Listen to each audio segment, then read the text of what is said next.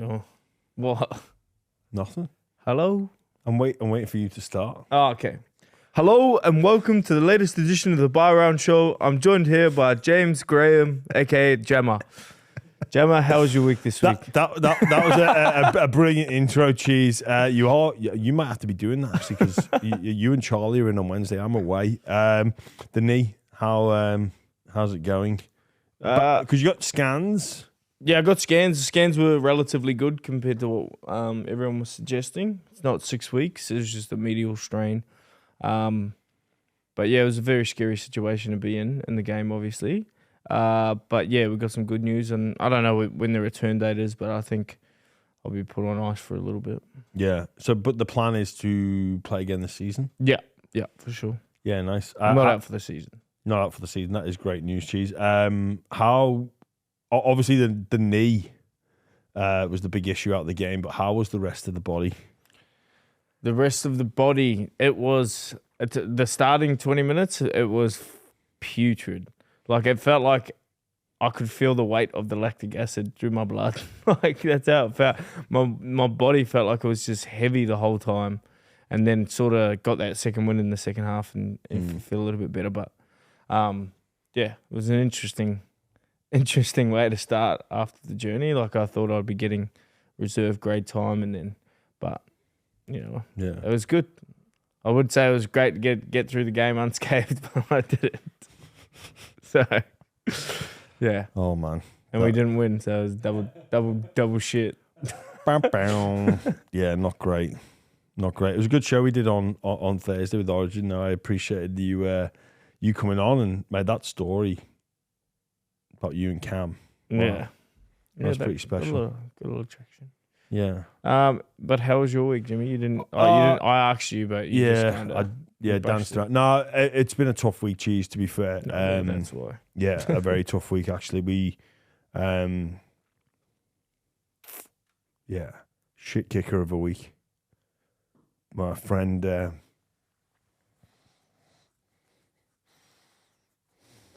Yeah.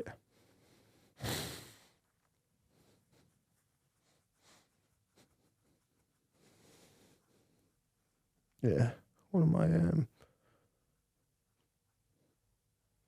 teammates and friend, his funeral was this week. I've been nervous to talk about it as well. Yeah. Oh, fuck. His name was Bryn Hargreaves. He was a very good friend. Unfortunately, he's been dead for about 3-4 years now. The family had some drama getting the body back. Well, they had to find his body, get it back from America to the UK, and he was put to rest on Tuesday. And it was shit watching it on Zoom. We were really close for 3 years when we played together.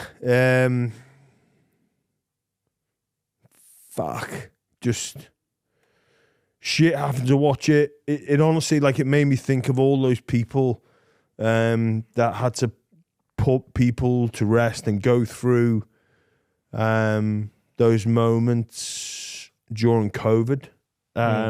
It's just not right. It's not how things should be done. Obviously, I couldn't get back home for the funeral, but it was, yeah. Well, it fucking rattled me, to be fair, man.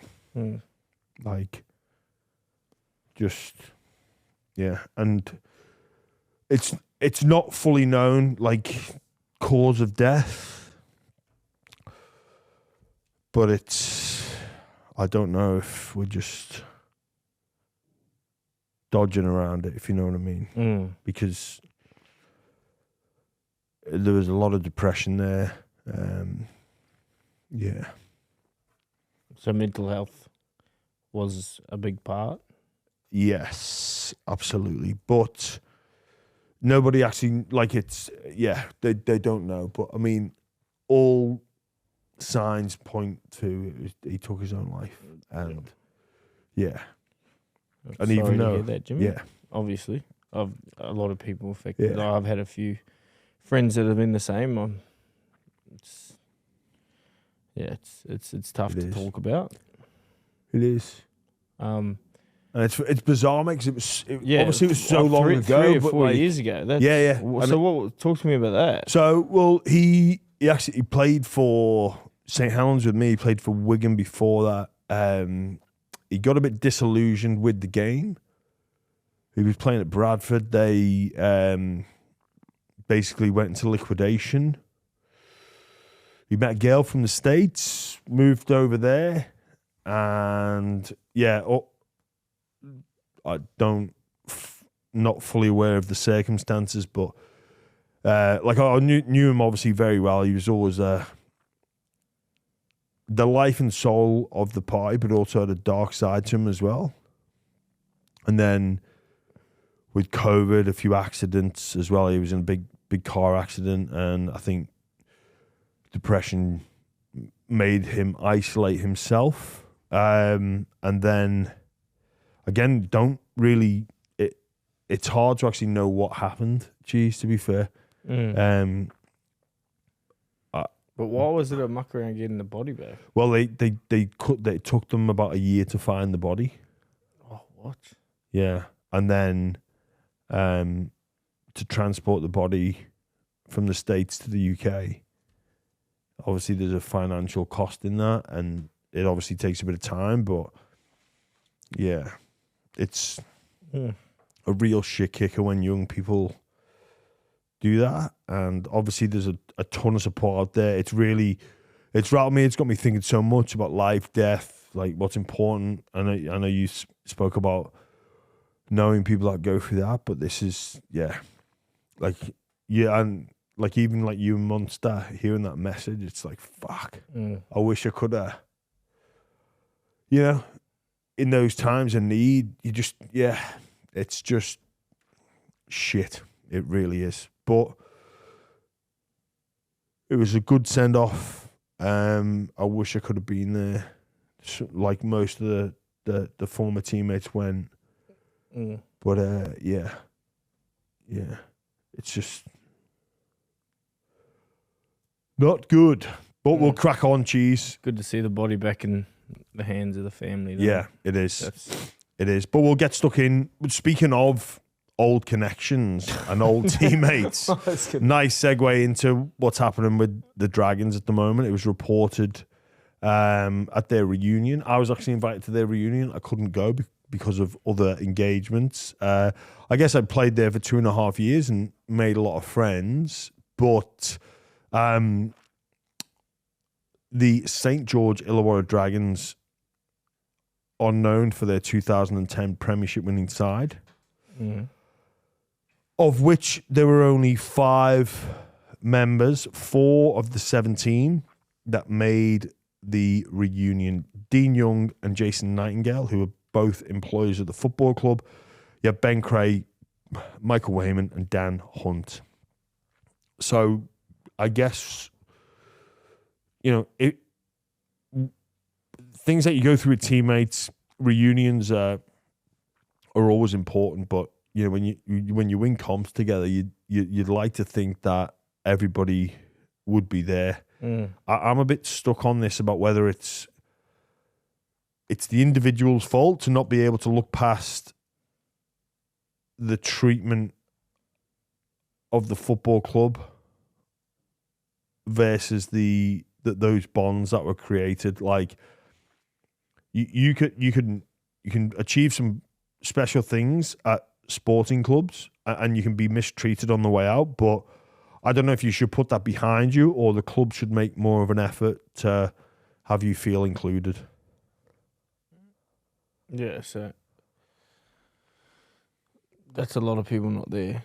It is, isn't it? It sort of speaks to the fact that so I don't really know the backstory. Was there do you think they had a problem with a falling out or something? Well, I don't know. A couple have spoken. Well, we had Jamie Soward on the podcast, and he spoke pretty openly about his. Sowie not there? Sowie didn't go. That's interesting. He obviously was the NRLW coach up until last season, and I think he's a bit aggrieved at the way it exited. He spoke about the fact that they didn't have his number or his email. So and when we spoke to him, he was unsure about whether he was going to go. He obviously feels the way he parted the club was enough. Well, so more difficult to go back. That it's funny with the Dragons because Mary McGregor was moved on by the club, and I know he was very, very upset, and rightly so, about the circumstances around how that came about. But he still goes back to that football club now. He's maybe just at a stage in his life where he understands it's just part of the game. Old grudges. Yeah, and just, he's appreciative of the time there and looks on it more positively. It's an interesting one. Yeah, I think it is quite interesting. I mean, I'll just try to put myself in their shoes, and like if there was a 2020 reunion in a couple of years, or in 7 years, I should say, not 7. No, not 7. 5 years. 5 years. 5 years. My bad. Maths ain't my strong point. That's why I play footy. Mate, I reckon most of the team would be there. And we didn't all leave quietly. I mean, Yeah. I left pretty bad.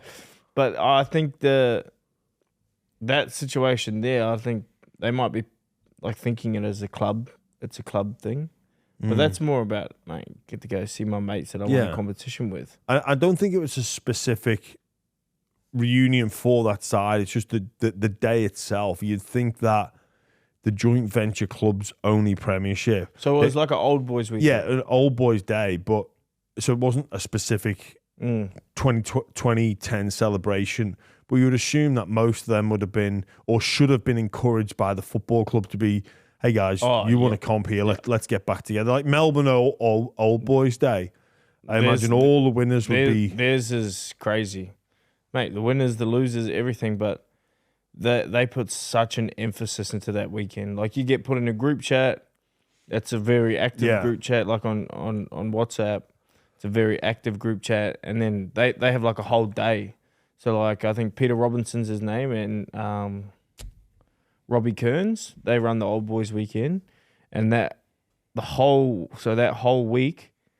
Well, weekend, like they have like tours, bar crawls, like full. Yeah. And, you got the 1998 team all the way into like Cooper Johns will probably go next year, you know what I mean? Like, and it's all included with everyone, but it's just so well put together.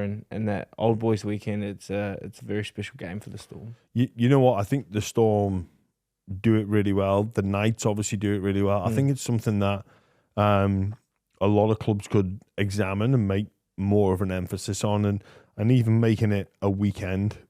Yeah, and I think we spoke on mental health for the players that are struggling. Like I know players in the Melbourne side, that the old boys that really connect to that weekend, and when you notice when the old boys would notice someone was struggling, they'd all band together, and then the club would run fundraisers and stuff for that thing. So it's about getting to see your mates, getting to see how they're going, how their life's going, and if anything's going on, like they help out in any way they can, which is. I think you know what, you're right. I think often,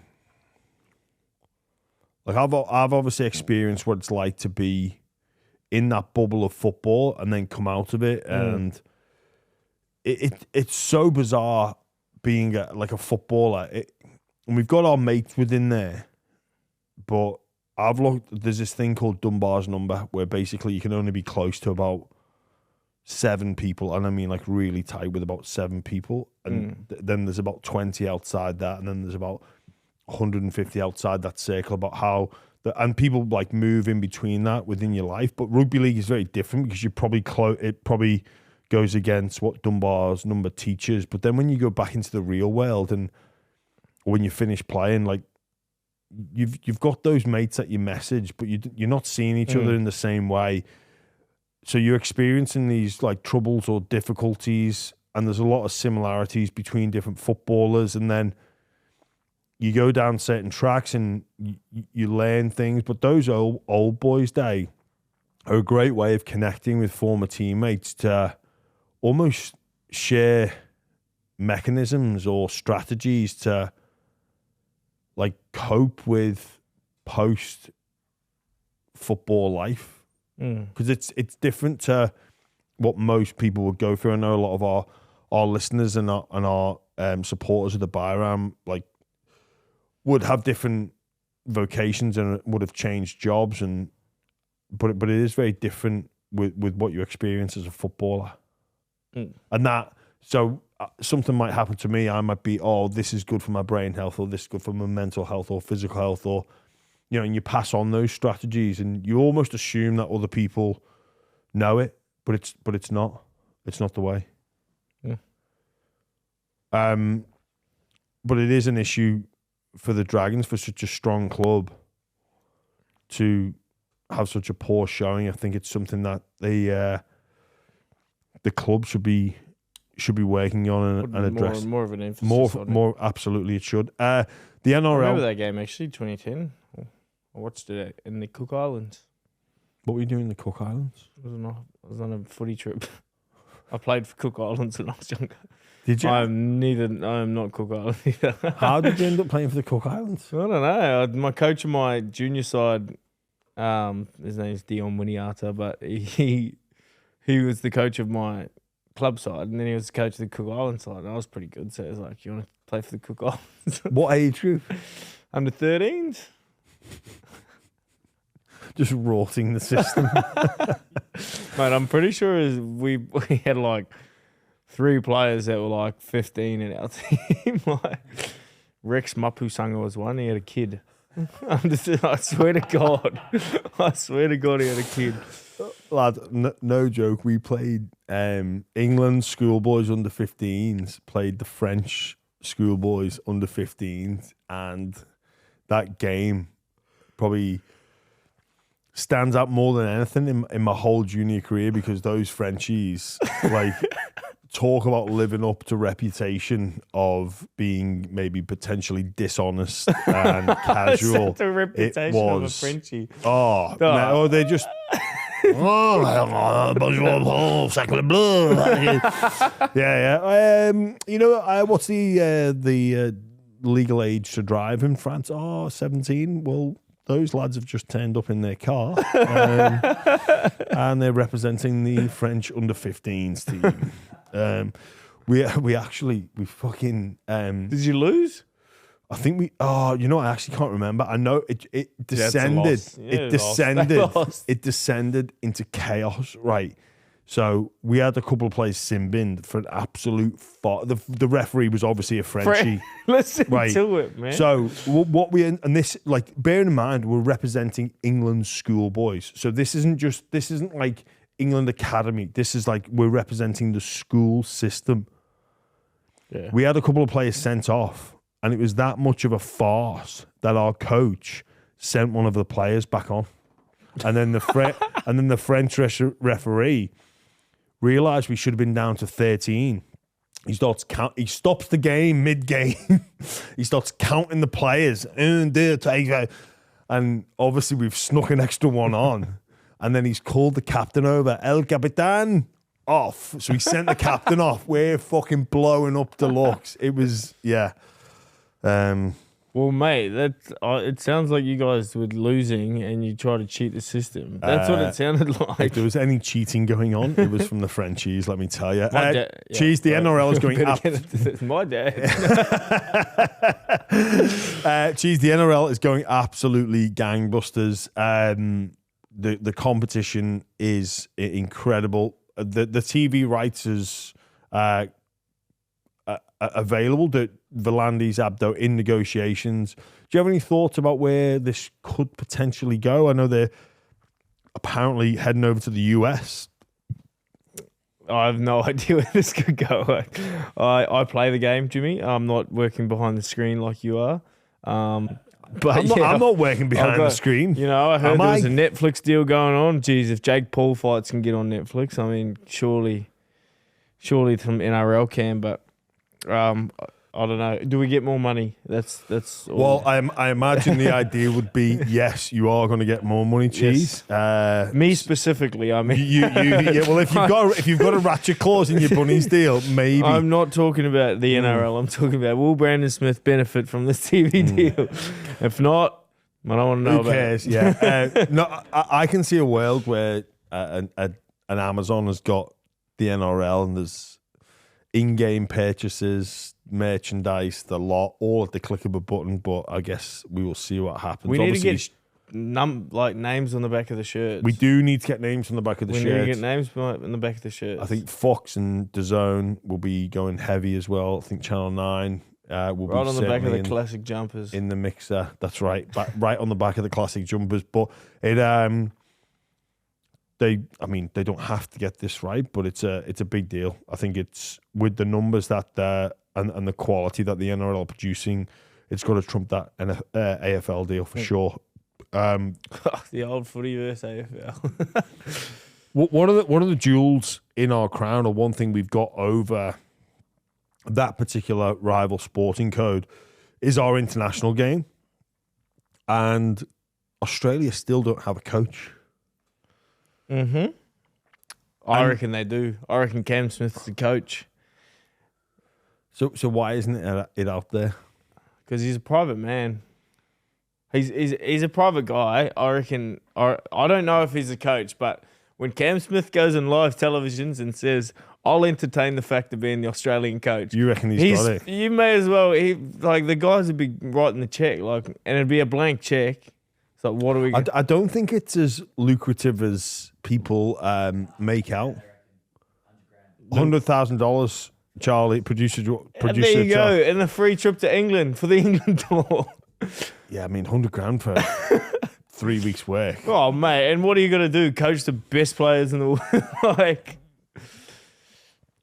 Well, I for one hope they balls this up. No, because the longer it goes on, the more mucking around they do. I hope they get this messed up. Yeah, I remember watching the show where someone asked him about it. Maybe it was Paul Gallen and Cam Smith. He's like, "I never want to coach, but if I was to entertain a job, it would be the Australian coach."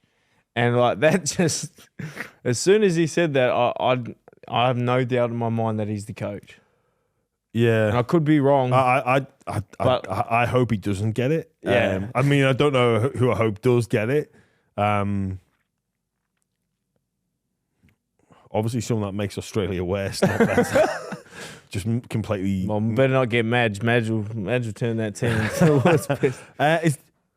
Would you have an issue with Wayne Bennett being the Australian coach? Like, there are rules and regulations in place that it can't be a current NRL head coach, but really, yeah. That's one of them. That's why Mal can't do it, because he's got to go and do the Perth job, and he's got to get stuck in. I guess with Mal, I understand it, and especially with the World Cup in line. But I think if there's one person that could, it's Wayne, because he can literally switch it on and switch it off. Yeah. And I think, in terms of being able to multitask, we can all walk, talk, and chew gum. We just, I think Wayne has that ability to go, South Sydney season finishes, I've got a break, I'm going to be away for 4 weeks, concentrate on Australia, and then come back to South and then not be affected. Yeah, I wouldn't have a problem with it. Yeah. If they started winning everything, I'd be probably off it. I'm a Kiwi. But I wouldn't have a problem with it. No. Because I think the eligibility rules are pretty well set in stone. With Madge. Oh, yeah, he was trying to be New South Wales coach. Yes. But there's that fact, and do the Kiwis as well. Yeah. You could try turn some people over. Yeah. Yeah, and Wayne's been on the scene before. He'd have no biases towards his South Sydney players. He'd just, Do you think that Cam Smith's got the job, or you're not as convinced as I am? Well, he hasn't been answering their messages from the NRL. He hasn't actually been seen. So, according to producer Charlie White, he, as in Cameron Smith, has not been answering. That's what's going on. His phone must be dead. I haven't been answering mine either. So. Just must be a phone issue. Or he's just slow playing it, get that, it might raise it to 150. Maybe that's it. Show me the money. Well, I think they had a meeting Wednesday, and I've just come from Triple M today, and it was spoken about how, James Hooper, Buzz Rothfield were on the show, and they have no indication about who it's going to be. Who would you like? Who would you think would do the best job, other than Cam Smith? Well, I've been coached at international level by Wayne, and I think that particular role is not for an X's and O's coach. You don't need to go into too much detail. Wayne, with my experience, he got the best out of England, and I've been around the England and Great Britain side for well over a decade, and in terms of team camaraderie, that's the best it's ever been, and in terms of team performance, it's the best it's ever been. So I know what he can do to a group in a very short period of time. So that's what I'm going off instead of for Wayne and the Aussies. I feel probably like Kevin Walters would do a good job at that. I think Kevin Walters would do a fantastic job. I think you look, talk of Brad Arthur, Mary McGregor was mentioned. I think you need an icon person, and almost a bit of a you need an icon coach. So your likes of your Cam Smiths, your Wayne Bennett. Done that. Well, Wayne never played. I don't believe he ever played for. Did he play for Australia? No, I don't know. But he didn't. So, but he's this iconic coach, Mal Meninga, iconic player. Billy Slater would be a great candidate. Oh, he's a great coach. Because even though you doubted him, I think for Australia, someone like Cam Smith, it's the perfect role because it's got prestige, but it's not got the same level of pressure. And also a person like Cameron Smith, a person like Billy Slater, they come in to coach your squad, you listen. Yeah. Like, you know what I mean? They're people that can walk into a room and demand respect from any rugby league player. Yeah. But I think that's the attraction. It's prestige, no pressure. And I just think Kevin Walsh did a good job of what you said, the camaraderie. Obviously, the 2023 Broncos, they were the closest, you know. Yeah. They were a tight-knit group. They were. You could tell, and they celebrated everything together and all that. So, you know, Kevin Walters, Cam Smith, answer the phone. Yeah, pick up the phone. But I guess for the international game as a whole, I hope they get that sorted soon. But on the same token, I want England to win. So keep bumbling around, Commission. Coaches, geez, we're recording this at the Sunday evening, so we're halfway through the Titans-Broncos game. And at time of recording, 2-2, low-scoring affair. Some potential ramifications from that Titans game, I think. Either way, the Titans won't play finals, and that will give the power brokers or the new power brokers the ability to basically pull out of the Hazard deal and move on, activate the clause and move him on. That, if you believe what you read, is it's just a matter of time. There's him. It appears as though the Cowboys now will certainly really struggle to make the 8. Pressure mounting on Coach Seibold at Manly, who are really on a knife. It could really go either way. It's on a knife's edge for them. Coach O'Brien, although they've got one of the best defences in the competition, pressure on him. Do you foresee any movement?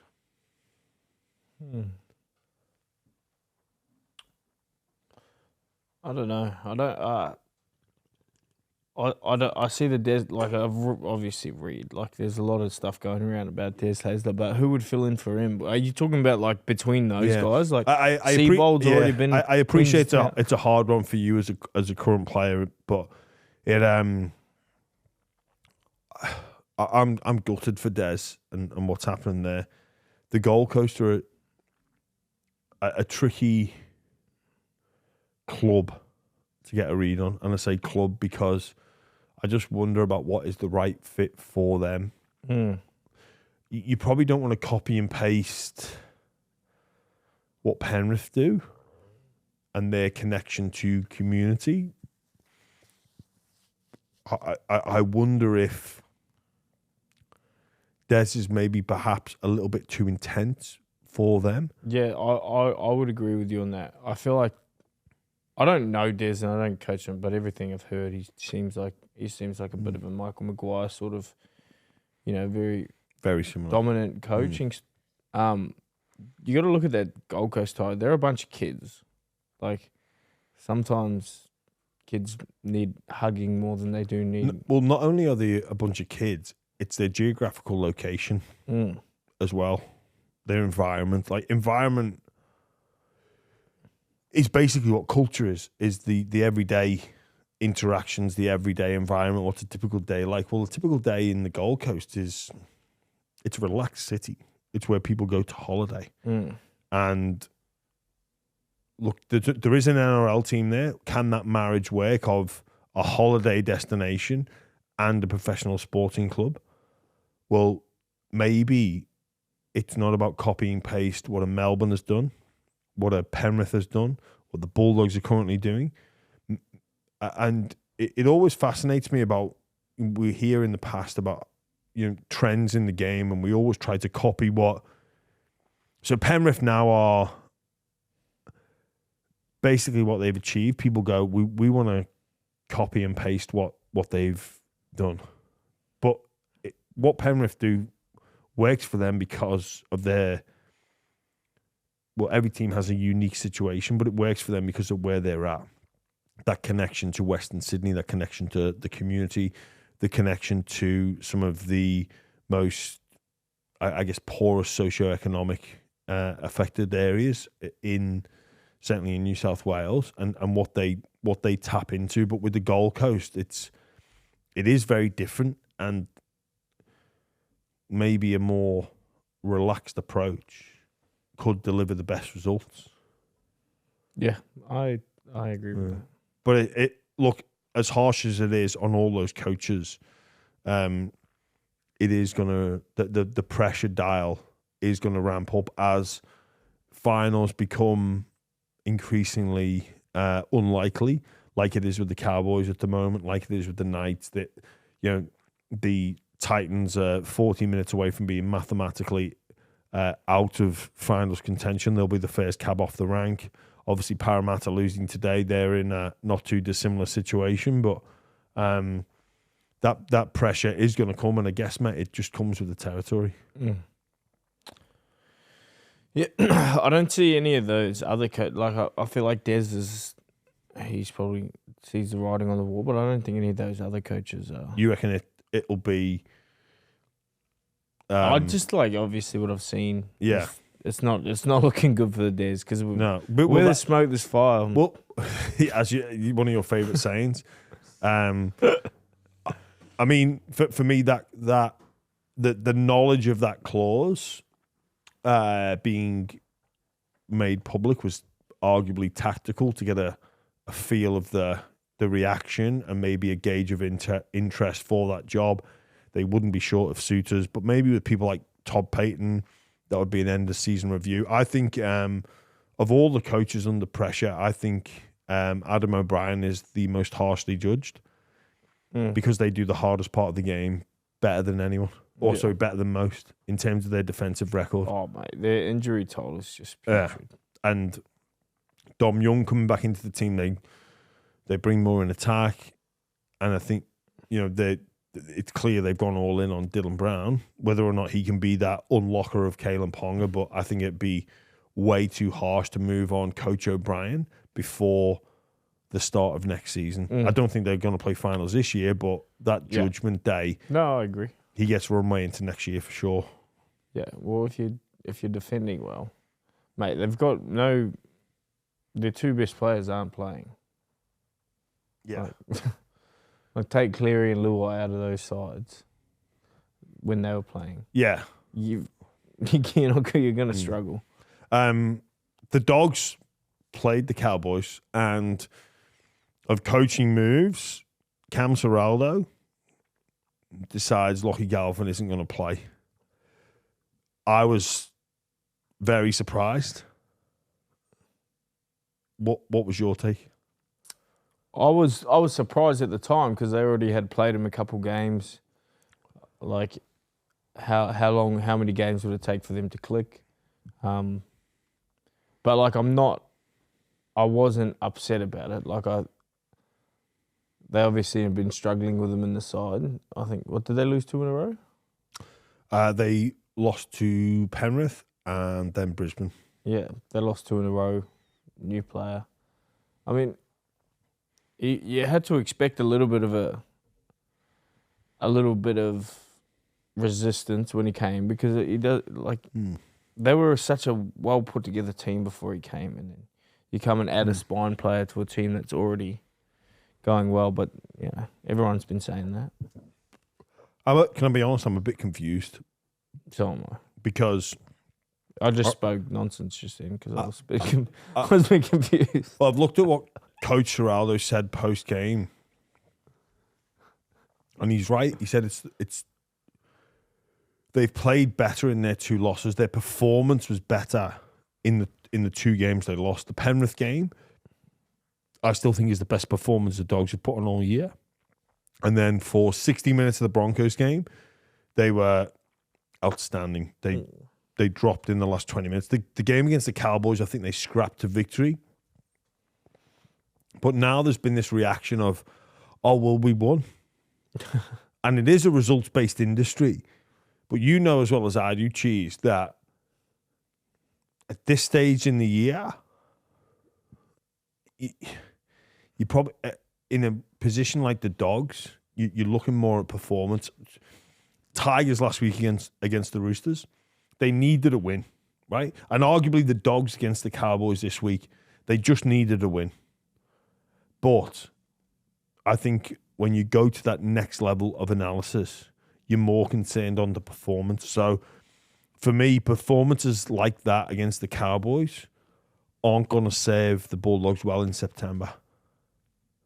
And I've looked at, and look, I'm employed by the Bulldogs. I don't take that away. I'd like to think I have my own independent thoughts, but I'm looking at why did they bring Galvin in to help them win big games? It's a settled team. They were running up near the top of the competition. So you bring in this player. Why? I thought, and I'm under no instruction to say this, it's my own independent thought, it's to win them games in September. Because when I've observed that roster, I've observed that 17, probably the 2 things that of luxury items that I think to bring in would be a dominant middle forward, which is Leo Thompson next year, and a spine player. And Burton can do this, but someone of the ilk of Lachlan Galvin that can produce a moment of brilliance in September. When I look back to last year's game against Manly in September in the finals, week 1, Bulldogs were by far and away the better team, but DCE pulled the rabbit out of the hat and got Manly through to week 2 of finals. That was the difference between the 2 teams. A moment of brilliance from Tommy Tebojevic as well. Like, it was that's what got them there. And when I look to September ahead with the Dogs, and they're successful because of their defence, but that doesn't mean you look at and you review and you think, okay, we're okay with that. It's like, well, what's next? And for me, I'd like to see either Galvin featuring the 17 in some capacity, because I think he gives the Dogs a better chance to win big games, which are around the corner. Yeah, it's hard for me because do you really think that he's a big difference maker at his age? Yes. Do you think at 20 years old, 40 NRL games, then you think he's going to win you games in September? I do, yeah. And I think the more he gets used to playing that role, the better he gets. I've watched every minute in his Dogs career so far, and he looks like he's trying too hard. He looks like he's chasing the moment. Yeah, but that's his game style. Well, correct. It is. But maybe he needs to dial that back and understand that the Dogs accept that if he comes on with the last 20, he's coming on to go after a moment. So he either starts at 7 and relaxes and chills and doesn't chase every moment and doesn't force that pass to kick out, doesn't force that pass to Preston or Tracy out the back and go for miracle plays a more patient approach to the game. Or you go, Lockie, we need you to do that to go and win us a game. My thoughts on his signing were it was a long-term investment. It wasn't. 100%. It wasn't coming now. Win games in September. I just don't think. I don't think he's that player yet. Will he be that player? I don't know, but I don't think he's at that. Like he is not on Isaiah Katoa's level. If you know, God, do you know what I mean? No, like no. Like that guy can win you games in a heartbeat. But I just don't think. Like that's why I don't mind the rest. I don't mind the. But so looking at the Dog's spine at the minute, I think so with the Sexton, what you see is what you get, right? And he's very consistent at doing the basics really well, right? And he'll put some tries on, but he's not going to bring a moment of brilliance, respectfully. Burton may. So I just think that it's not a bad weapon to have. And you are right. Galvin is a long-term prospect with his better football ahead of him, undoubtedly. But I think it's not a bad trick up your sleeve if you're the Bulldogs come September. Because they have... and we forget the Bulldogs are way ahead of schedule with where they're at. 2023, they finished 15th or 16th. Yep. They were awful to watch. Cam Serrato's first year tested every fibre within that man's body around, is this system that I'm trying to instill actually as good as what I think it is, or do I need to change who I am as a coach and adapt to the group? Well, thankfully, he stood by his convictions. He had the courage to stand by his system. But in terms of where the Dogs are at, what they achieved in 2024, and then where they're at now, they're way ahead of schedule. So you're right with that with Galvin, but he's... I just think, yeah. It's almost like the New South Wales side, like we were talking about. Like I feel like Toby Sexton was one of them workers. Yes, he's a grafter, a battler. He's a grafter. But you need that for team chemistry. And now you've got Burton and you've got Galvin. Like lucky you've got a grafter out the back with Connor Tracy, but you've got Burton and they're two like running eyes up football halves. Yeah. I just feel like it's a weird, it's kind of an interesting makeup to me. Now that I've witnessed it, but I just don't think like he's the guy that you're saying. Okay. Right now. He might not be. But I think he might be. He might prove me wrong, and I hope he does. But I think he brings a bit of X factor off the bench, as opposed to he goes up, he does not take a step back and he goes after the game. I'll give him that. But I know Serraldo spoke about 4 forwards on the bench, and that was what was needed for the game up in Townsville. But I think maybe the games that are around the corner, they might need that X factor style of player. And unfortunately for Lockie, it's a shit or bust play. You put him on to win you the game, and if he does, you get all the credit. If you don't, it's almost all the fault is at you, at your feet. He reminds me a lot of Clint Gutherson. Galvin does. That's the type of player. Just a lot of like a high work rate player. But I don't think he's got the decision making at the moment. Not at the moment. I think at the moment. With due respect, I think he's got a bit more about him than Gutho. I was saying that in a good way. Gutho's a bloody freak. Yeah, oh mate. No, you just rubbished him. No. Gutho, I admire Gutho and what he brings to the table, but I think Galvin's got a bit more in attack than Gutho. All due respect. Anyway, Let's agree to disagree. Yes, let's do that one. Nico Hynes, speaking of players under pressure, best game of the year against the Dolphins in a game that the Sharks really couldn't afford to lose against one of their top 8 rivals. A very depleted Dolphins side, no hammer, a few players backing you up. Josh Kerr being one of them, with some interesting comments on Thursday morning. What was that? That was so funny. I love him to death, Josh Kerr. Anyways, backing up. He didn't even play, did he? No, he didn't.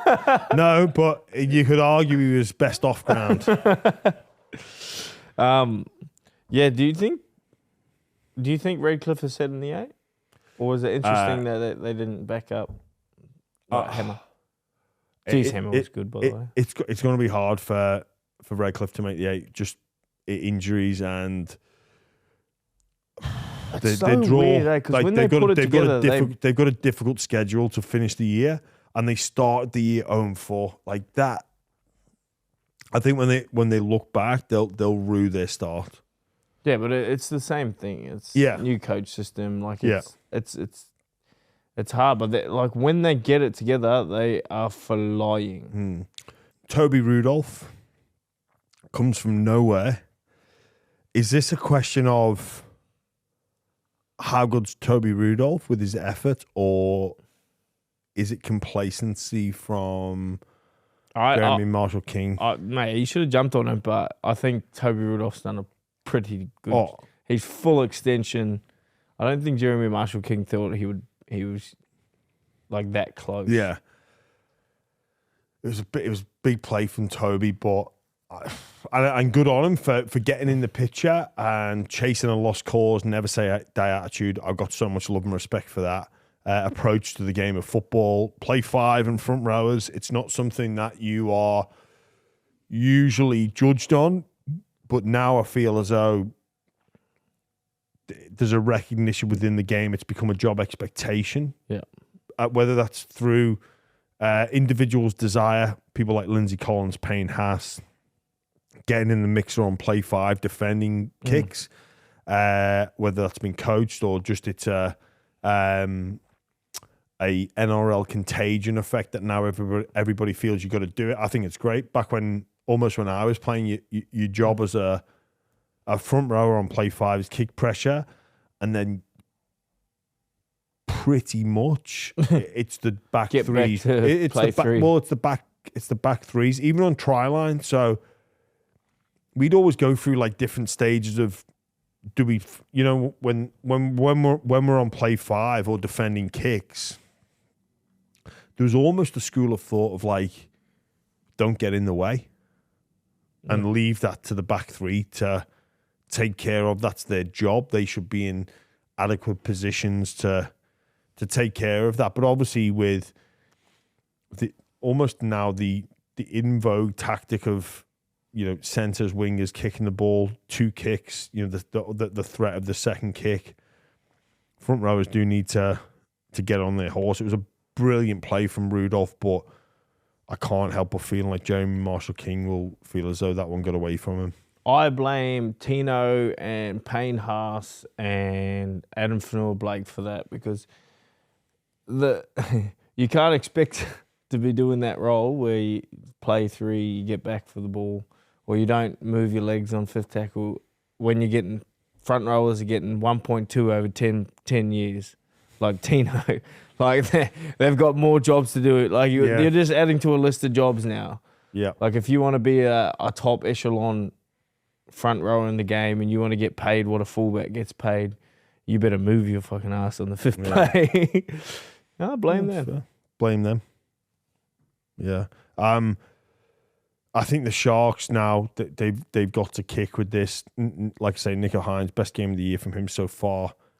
they're looking healthy and they're very relieving win for them. I saw Jaden Brayley 123 straight games. Is that right? Yeah. Wow. No injury, 123 straight games. Then he got interviewed after the game and he's saying, "Yeah, I don't get sore." I was like, "What?" And that usually arises suspicions. If you're not getting sore, well, examine and those like he's an processes. 80-minute player. Yeah. Well, that's an incredible effort. To be fair, when you watch the Sharks, Nico, Tricky Trindle, they get a lot of the attention on their attack, but I still think they underutilize Brayley. So he jumps from dummy half, and they still look, the Sharks players almost he look looks surprised, and then they react and there's a difference between reaction and anticipation. So and you'd know that, Cheese, playing 9, when your players around you react to you jumping versus anticipating you jumping. Well, that was something I noticed on my game. Like when I went to lock, I wasn't anticipating. Like I feel like I left a try on the table when we were attacking the line, and the dummy half got out, and I was sort of organising the ball playing. Yeah. And I looked up and like he had gotten out, and then I looked and there was a massive hole there, and I just if you jump, if you anticipate, pretty much like Victor Radley, what he did, like he anticipated that, that hole was there. I didn't do that, and that's something that you got to, I guess, relearn. I still think the Sharks are not underprepared, but under recognizing the opportunities that Brayley is receiving, creating through people like Adam Fanua-Blake, McInnes with his short passing.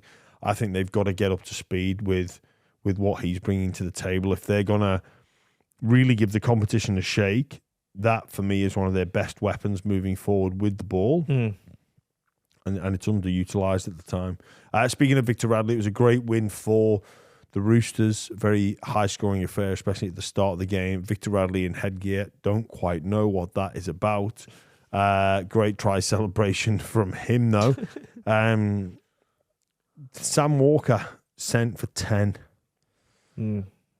Hitting below the legs on Clemmer. Not charged. Was he not charged? No charge. That's interesting. To be honest, I thought it was a harsh sin bin. I don't think he actually cannonballed. No, he didn't. He didn't cannonball, in my opinion. He was low. When you watch it back, he closes his eyes and puts his head down. He doesn't even know what's going on. Yeah, he's hoping. Yeah, he closes his eyes and hopes for the best. And he just gets low and then closes his eyes. Like it's just poor technique. Yeah, I think penalty sufficient, but I think it was a harsh 10 minutes, and I'm happy there's been no further action. Yeah. Well, did Clemmer go off as well? No, I don't think he did. No, I think he did. That's why. Well, because I think when you get a player sent to the bin, you can use a free interchange. So to get that, and I think So I don't know. Yeah, that's probably why then. But that was a good game. It was. Dragons, to be fair, they put up some fight. And it was a bloody good game to start. Watch if you don't like defense at the start. Yeah, when Tupu scored after 2 minutes, I thought, oh God. Yeah, and then they did the exact same thing again. Yeah. Oh. Yeah. But a big win for the Roosters in their top 8 hopes. It probably seals the fate of the Dragons in terms of their top 8 aspirations. Waratahs, the Warriors got a convincing victory over in New Zealand against the Tigers. Great game from Tanner Boyd. He was exceptional defensively. The Tigers, obviously, after a good win against the Roosters, they yeah, they just lacked a bit. What do you think it was? I still think that they're figuring themselves out. I think they obviously beat an understrength Roosters side. Their edge defense. I think it needs some work on their systems around what they bring. I still think they're working out the combination between Luai and Latu Fainu. I think Latu Fainu is a really good player. And I think Benji needs to figure out how that, I use this word specifically, combination works. Because I still think there's maybe a fraction of hesitation from Latu because he's got this person who he clearly looks up to as his half partner in the number 6 jersey. Do you know what I mean? Where Yeah. you go, Sort of, you're holding back. Yes. Yes, because of what Jerome has done and the respect that he has for him. I think there's arguably a bit of hesitation there. Yeah. But that is something that can be easily resolved. Yeah, but the Tigers, the edge defense was a bit out of sync. Some footwear issues as well, which always pisses me off when I watch a game of rugby league, players slipping. Something I fail to understand. The surface wasn't the best. You got to know your terrain, Jimmy. I know, mate. And if your boot manufacturer doesn't make metal studs, then bin them off. Mate, that was David Kidwell's saying for Kiwis. Know your terrain. I love that phrase.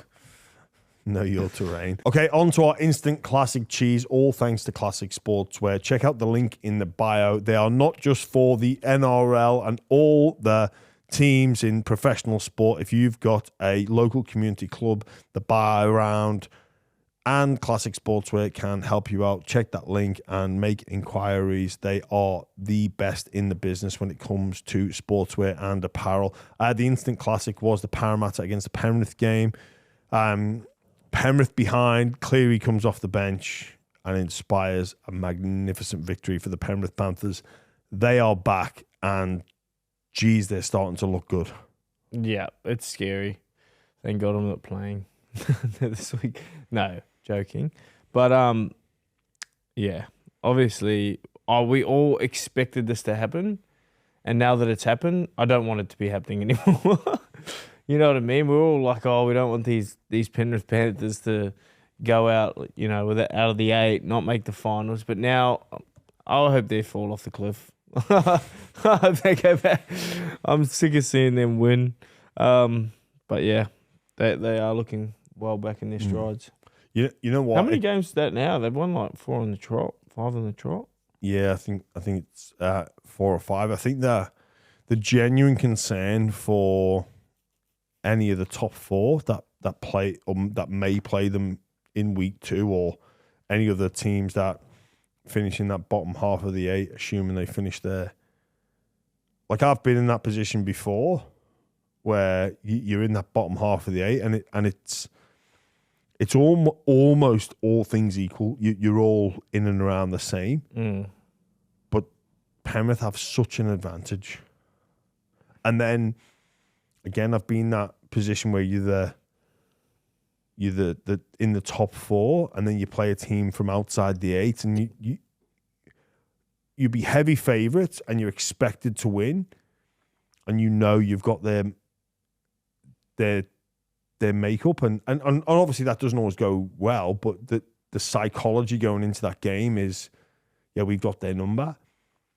But I think if that happens, I think Penrith will be the ones with the psychological advantage going into those games in finals. And look, there's a lot of water to run under the bridge before we get there, but it's a scary prospect for you to be in the bottom of the 8 coming up against them.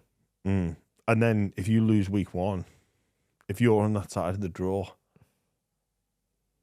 it's not good. I think if Penrith advance to week 2, they'll be favourites, whoever they play. Week 2? Yeah. because week 2 would be what, 3rd, 4th.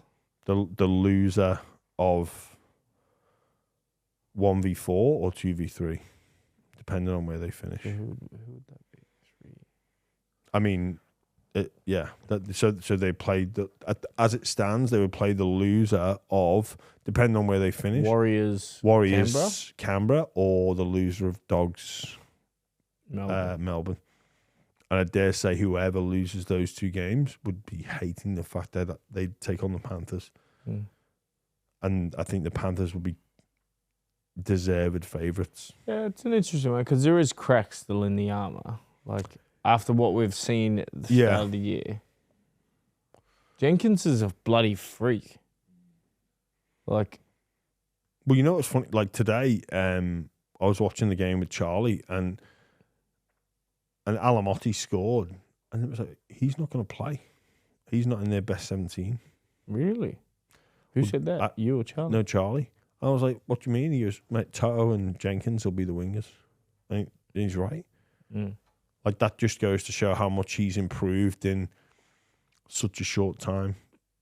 But yeah, the Panthers, again, they are never out of the fight. They'll be such a danger.